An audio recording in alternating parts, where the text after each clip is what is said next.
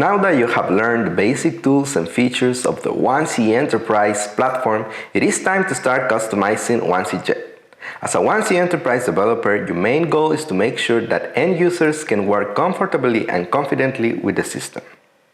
To achieve this, you need to know how to adapt and extend the configuration to meet real business needs.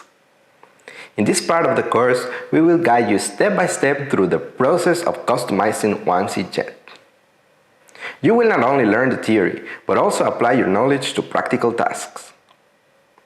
During this section, you will learn how to work with configuration extensions, add new objects to the system such as catalogs, documents and reports, customize the layout and behavior of forms, modify existing functions and procedures, create new functionality for their configuration.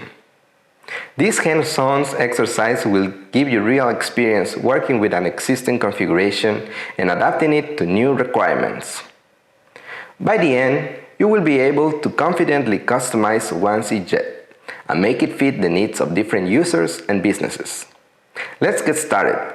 We will begin with working with configuration extensions and learn how they allow you to safely modify the system without changing the main configuration.